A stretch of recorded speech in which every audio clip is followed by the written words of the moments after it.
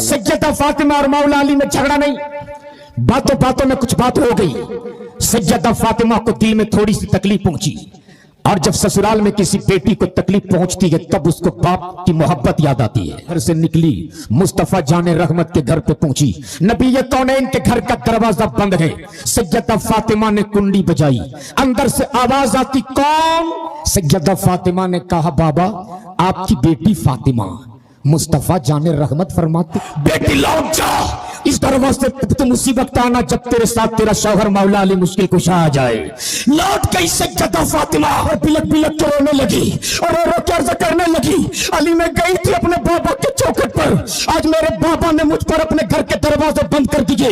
मेरे वो बाबा जो मुझसे बेपनाह मोहब्बत करती। मौला अली ने सैयदा फातिमा का हाथ पकड़ा, तसल्ली दिया और फरमाते, फातिमा घबरा मत, अब चल दो। अच्छा, आजकल घरवालियां तो ऐसी हैं कि पीर को पीर मानने के लिए तैयार नहीं तो मौलवी को मौलवी क्या समझेगी। एक पीर साहब थे, जमाना उनको पीर मानता तो उनकी घरवाली नहीं मानती थी।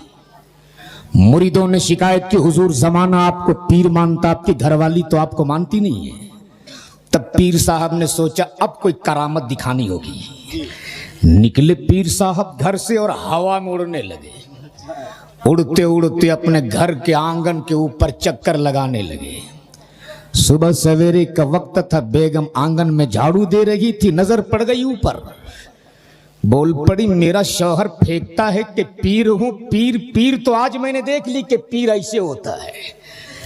पीर साहब कुछ दूर उतरे, घर आए, बेगम बरस पड़ी, अजी आप तो झूठे बोलते हो कि पीर हूं, पीर तो आज मैंने देख ली। पीर साहब बोले, कहां? बोले ऊपर हवा मुड़ रहे थे। पीर साहब ने कहा, तूने मान लिया ना वो पीर थे? बोले बिल्कुल मान लिया वो पीर थी। बोले 100% तूने मान ली ना वो पीर थे? बोले 100 नहीं 110% मैंने मान ली कि वो पीर थी। जब पीर साहब को यकीन हो गया कि बेगम मान चुकी है, तब धीरे से बोले, अरे पगली वो मैं ही था। तब बेगम बोले, अच्छा इसीलिए आप टेढ़े टेढ़े उड़ रहे थे। भैया जमाना मान लेगा, ये भला नहीं मानने वाली। अच्छा मानती क्यों नहीं, ये भी एक बड़ा आलमिया है हजरत मुफ्ती साहब। तो एक नुस्खा मैं बता दूं जल्दी से। एक खतीब ने तकरीर किया और नुस्खा दिया कि एक नुस्खा लेकर जाओ, कभी बेगम से झगड़ा नहीं होगा। क्या सुनोगे आप लोग? तो एक बार झूम के बोल दे, या रसूल अल्लाह। नुस्खा ये था कि बेगम घर में जली हुई भी सब्जी क्यों ना बना दे, बस तुम उस सब्जी की तारीफ कर देना, झगड़ा कभी नहीं होगा। एक नौजवान तकरीर सुना, घर गया, फजर की नमाज पढ़ा, सो गए। दोपहर में बेगम दस्तरखान लगा के इंतजार कर रही, मेरे सरताज उठिए खाना खा लीजिए। नौजवान दस्तरखान पे बैठा, रात वाली तकरीर याद थी। पहला लुकमा मुंह में डाला, बोले सुभान अल्लाह, अल्लाह उस हाथ को सलामत रखे जिसने ये सब्जी बनाई। दूसरा लुकमा मुंह में डाला, बोले अल्हम्दुलिल्लाह, अल्लाह उस हाथ को सलामत रखे जिसने ये दाल बनाई। बेगम का पारा चढ़ गया, धीरे से किचन के अंदर गई, मोटा सा बेलन लेके निकली और 2-4 पीठ पे डाल दी। नौजवान ने सोचा तकरीर का गलत रिएक्शन। बोले रे नादान, मैं तो तेरे खाने की तारीफ कर रहा, तू मुझे मार रही। बेगम बोल पड़ी, जालिम 20 साल से मैं तुझको खाना बना बना कर खिला रही हूं, आज तक तूने मेरे खाने की तारीफ नहीं की। आज पड़ोसी के घर से खाना आ गया तो इतनी तारीफ। तो ये ऐसी बला है जो नहीं मानती। अब जरा पढ़े लिखे लोगों की थोड़ी देर तवज्जो। हजरत मौला अली और सैयदा फातिमा में झगड़ा नहीं, बहुत गौर से सुनना, सिर्फ 5 मिनट झूम के बोल दो या रसूल अल्लाह। मौला अली और सैयदा फातिमा में झगड़ा नहीं। क्या बात। अगर बेटियों के बाप बैठे हो तो बहुत तवज्जो से मेरी गुफ्तगू सुन, तेरे घर भी सुधरेगा, तेरी जिंदगी भी सुधरेगी इंशाअल्लाह इंशाअल्लाह। सैयदा फातिमा और मौला अली में झगड़ा नहीं, बातों बातों में कुछ बात हो गई। सैयदा फातिमा को दिल में थोड़ी सी तकलीफ पहुंची, और जब ससुराल में किसी बेटी को तकलीफ पहुंचती है तब उसको बाप की मोहब्बत याद आती है। जब किसी बहन को तकलीफ पहुंचती है तो भाई का प्यार याद आता है। सैयदा फातिमा को याद आ गए मुस्तफा, और सैयदा फातिमा ने सोचा बाबा का चेहरा देख लूंगी, दिल में जो तकलीफ पहुंची है वो दूर हो जाए। इसलिए कि मुस्तफा का चेहरा वो चेहरा है, अगर बीमार देख ले तो शिफा पा जाए, मरीज देख ले तो सेहतमंद हो जाए, दुखियारा देख ले तो सुख पा जाए, अभागन देख ले तो मुकद्दर का सिकंदर हो जाए। सैयदा फातिमा वाह सोचा और मौला अली के घर से निकली, मुस्तफा जाने रहमत के घर पे पहुंची। नबी ये कौनैन के घर का दरवाजा बंद है। सैयदा फातिमा ने कुंडी बजाई, अंदर से आवाज आती, कौन? तवज्जो चाहो, क्या कहा? कौन? सैयदा फातिमा ने कहा, बाबा आपकी बेटी फातिमा। मुस्तफा जाने रहमत फरमाते, कौन फातिमा? अल्लाहु अकबर, कौन फातिमा? उस फातिमा के बारे में मुस्तफा पूछ रहे, कौन फातिमा जिसकी अजमत और शान तो ये कल महशर की भीड़ में जब फातिमा की सवारी गुजरेगी तो एक निदा देने वाला निदा देगा, एक आवाज देने वाला आवाज देगा। ओ मैदान महशर वालों, अपनी अपनी निगाहें झुका लो, नबी की बेटी फातिमा की सवारी गुजरने वाली है। उस फातिमा के बारे में मुस्तफा पूछ रहे हैं, कौन फातिमा? तब सैयदा फातिमा ने कहा, बाबा हसन की अम्मी फातिमा। मुस्तफा जाने रहमत फरमाते, कौन हसन? कौन हसन? बाबा हुसैन की अम्मी फातिमा। मुस्तफा जाने रहमत फरमाते, कौन हुसैन? उस हुसैन के बारे में पूछते, कौन हुसैन जिसको कांधे पर बैठा कर मदीने में घूमते रहे? उस हुसैन के बारे में पूछते, कौन हुसैन जिसका लब मुस्तफा चूमते रहे? उस हुसैन के बारे में पूछते, कौन हुसैन जिसकी अजमत और शान खुद मुस्तफा ने बयान किया, अल हुसैन मिन्नी व अना मिनल हुसैन। कौन हुसैन? क्या बात है, क्या बात। तब सैयदा फातिमा ने कहा, बाबा अली की बीवी फातिमा। अरे जोर से बोल, अब सुन मेरे नबी का जवाब, अगर बेटियों के बाप बैठे हो। मुस्तफा जाने रहमत ने फरमाया, बेटी लौट जा, लौट जा फातिमा। इस दरवाजे पे तुम उसी वक्त आना जब तेरे साथ तेरा शौहर मौला अली मुश्किल कुशा आ जाए। तब बोलोगे, जरा जोर से बोल दो। लेकिन आज हमारे यहाँ का माहौल क्या है? अगर हमारी बेटी दामाद में जरा सी अनबन हो जाए तो मोहल्ले के 10-12 बड़ा बड़ा पेट वाला टकले किस्म के लोग जिनके सर में एक भी बाल नहीं, वही गांव का मुखिया होता है। 2000 रुपये ऊपर वाली जेब में, 500 रुपये साइड वाली जेब में, 200 रुपया ही तो तेल खर्चा। ये जाते इंसाफ कराने, इतने जालिम होते कि इंसाफ तो नहीं करते, मामला मुकम्मल साफ जरूर कर देता है। फिर होता क्या है? कोर्ट कचहरी अदालत नौबत तलाक। बोलो सही के गलत है? जोर से बोल, सही के गलत है।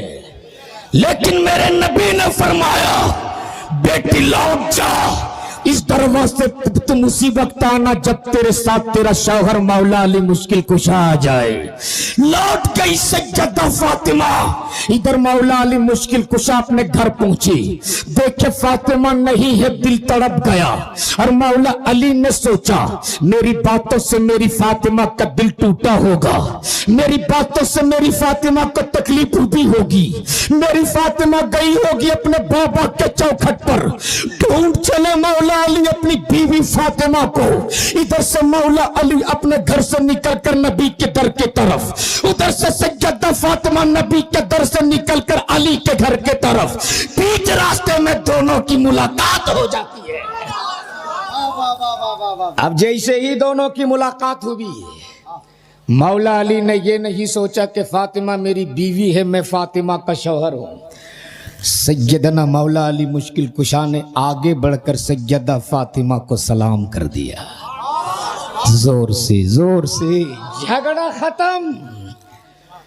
आज की इस कॉन्फ्रेंस में आने वालों, यहां से पैगाम लेकर उठो। सुबह निकलते हो कमाने के लिए, शाम में तुम अपने घर वापस लौटते हो, दरवाजे पे तेरी अम्मी मिले उसे भी सलाम करो, तेरे बाबा मिले उसे भी सलाम करो, तेरे बच्चे मिले उसे भी सलाम करो, तेरी बीवी मिले उसे भी सलाम करो। और अगर तेरा घर खाली हो, तेरे घर में कोई नहीं, तो दाखिल होने से पहले सलाम करो, इसलिए कि मेरे नबी फरमाते जिस घर में कोई नहीं होता उस घर में मुस्तफा होते हैं। नारे तकबीर, नारे रिसालत। माशाअल्लाह माशाअल्लाह। सिर्फ 2 मिनट की गुफ्तगू जरा झूम के बोल दो या रसूल या रसूल अल्लाह। जैसे ही सैयदना मौला अली मुश्किल कुशा ने सैयदा फातिमा को सलाम किया, सैयदा फातिमा ने आगे बढ़कर अली के दस्ते करम को चूम लिया। जैसे ही फातिमा ने अली के दस्ते करम को चूमा है, मौला अली मुश्किल कुशा ने आगे बढ़कर सैयदा फातिमा के जुल्फों को चूम लिया। जैसे ही सैयदा फातिमा के जुल्फों को मौला अली ने चूमा है, तड़प गई फातिमा और बिलक बिलक के रोने लगी और रो रो के अर्ज करने लगी। अली में गई थी अपने बाबा के चौखट पर, आज मेरे बाबा ने मुझ पर अपने घर के दरवाजे बंद कर दिए। मेरे वो बाबा जो मुझसे बेपनाह मोहब्बत करती, मेरे वो बाबा जो मुझको चूमते भी हैं, मुझको सूंघते भी हैं, आज मुझ पर अपने घर के दरवाजे को बंद कर दिए। मौला अली ने सैयदा फातिमा का हाथ पकड़ा, तसल्ली दिया और फरमाते फातिमा घबरा मत, अब चल दो। क्या कहा? अब चल तो। आगे आगे मौला अली, पीछे पीछे सैयदा फातिमा। बोल दो। आगे आगे फातिह खैबर, पीछे पीछे खातून जन्नत, आगे आगे हसन के अब्बा, पीछे पीछे हुसैन की अम्मी। बोल दो यार जोर से दोनों मुस्तफा के दर पे हाजिर। मौला अली फरमाते फातिमा आप क्या सोचती हो, बजा दे कुंडी, बजा दे कुंडी। जैसे ही सैयदा फातिमा ने पहली कुंडी बजाई, नबी रहमत ने अपने रहमत वाले हाथ से घर का दरवाजा खोल दिया और फरमाते मरहबा मेरी बेटी तू आ गई, मरहबा मेरी फातिमा तू आ गई। गोया नबी ये कौनैन ने अपनी बेटी फातिमा पर अपने घर के दरवाजे को बंद करके कयामत तक आने वाली अपनी पूरी उम्मत को पैगाम दे दिया कि अगर तेरी बेटी और दामाद में कभी अनबन हो जाए तो तुम उसमें दखल अंदाजी मत करो, बल्कि उन दोनों को सुलह कर लेने दो। अगर तूने इस पे अमल कर लिया तो खुदा की कसम तेरे घर में कभी तलाक की नौबत आ ही नहीं सकती है।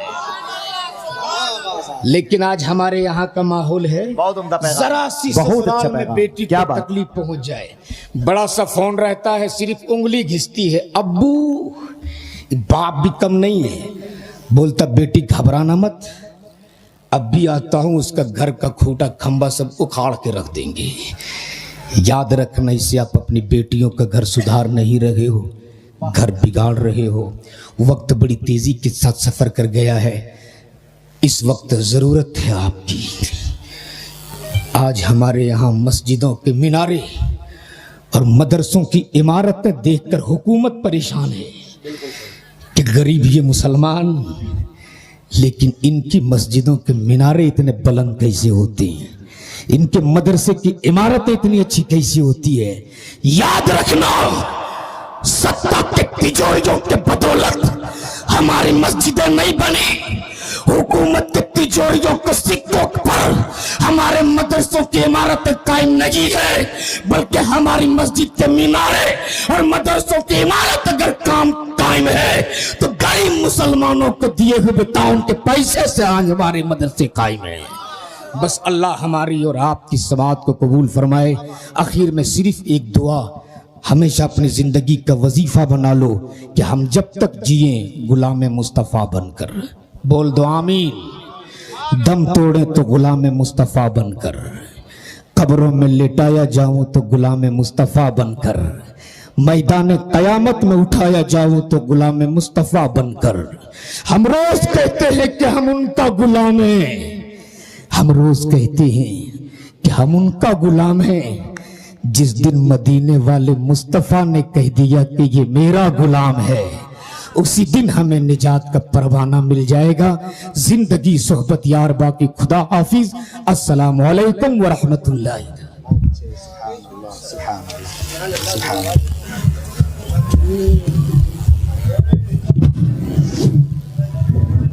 हजरत